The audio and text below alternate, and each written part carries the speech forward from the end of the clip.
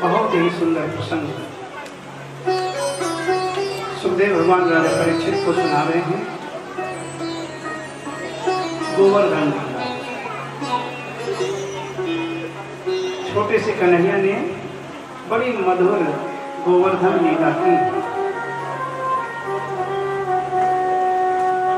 7 वर्ष के कन्हैया ने 7 कोष के गिरिराज को और 7 दिन तक 7 रात्रि तक अपनी कन की उंगली के ऊपर धारण करके रखा। कितने दिन? 7 दिन। कितने वर्ष के कन्हैया? 7 वर्ष के कन्हैया। और गिरिराज कितने कोष के? 7 कोष के गिरिराज को 7 दिन और 7 रात्रि भगवान ने अपनी कन की उंगली के ऊपर उठा के।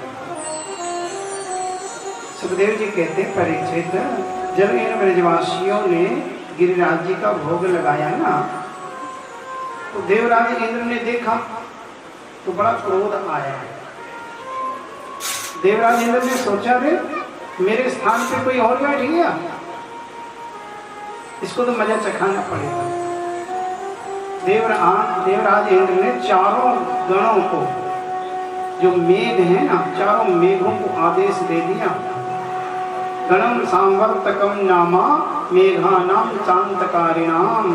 चारों मेघों से कहा, इतना वर्षो ये ब्रज वाले याद रखें। इंद्र का आदेश मिलते ही मेघ छा गए, घटाएं छा गई, बिजलियां कड़कड़ाने लगी।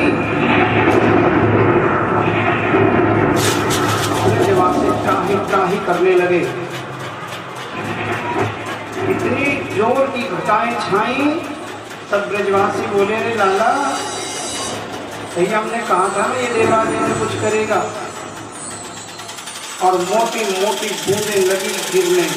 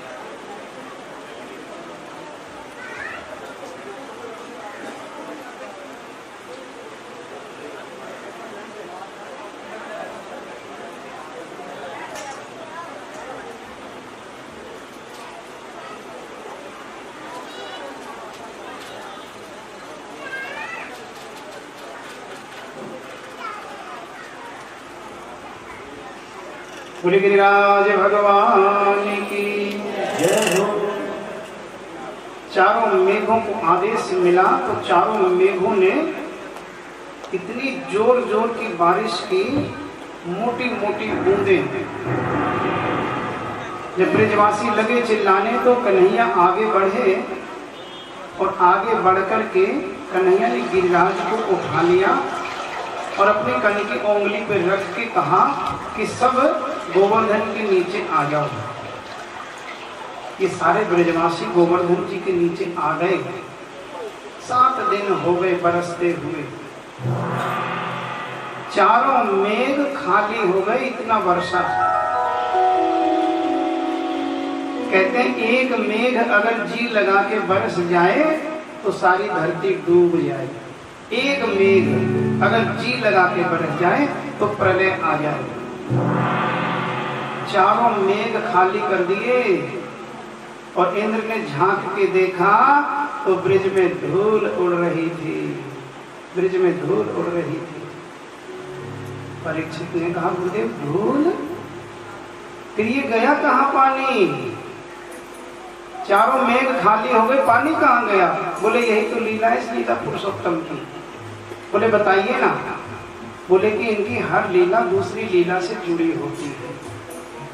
जिस समय ये कन्हैया राम बने थे ना, राम बन के आए थे तो रावण का उद्धार किया, और फिर ये अयोध्या आकर के राजा बने। तो माँ जानकी के मन में इच्छा हुई मैं किसी ब्राह्मण को अपने घर में खाना खिलाऊं। माँ जानकी ब्राह्मणों का बहुत सम्मान करती हैं, और वास्तव में वो घर धन्य होते हैं जिस घर में ब्राह्मण जीमा करते हैं। जिस घर में ब्राह्मण का जूठन गिर जाए तो वहाँ नारायण वास करते हैं। तो माँ जानकी ने कहा मेरी इच्छा है कल किसी ब्राह्मण को अपने घर पे भोजन कराऊं। राम जी ने कहा ठीक है मैं बुलाता हूँ। जैसे राम जी उठे तो बोली सुनो कोई थोड़े ढंग के ब्राह्मण को न्योता दे के आना। बोले मैं समझा नहीं। बोले अरे आजकल के ब्राह्मण बस 2 रोटी खाई नहीं कि बस जी हो गया जी हो गया हो गया हो गया। किसी ऐसे ब्राह्मण को न्योत के आना जो थोड़ा ढंग से खाएं, जी लगा के खाएं। राम जी ने कहा देवी इन ब्राह्मणों की परीक्षा मत ले। बोली परीक्षा नहीं ले रही, श्रद्धा है, और श्रद्धा भी बहुत ज्यादा है। राम जी ने कहा ठीक है जाता हूं। राम जी सीधे अगस्त मुनि के पास पहुंचे और कहा महाराज जी कल निमंत्रण है और थोड़ा ढंग का है। इशारा कर दिया थोड़ा ढंग का है। बोले हाँ हाँ ठीक है आ जाऊंगा सुबह सुबह।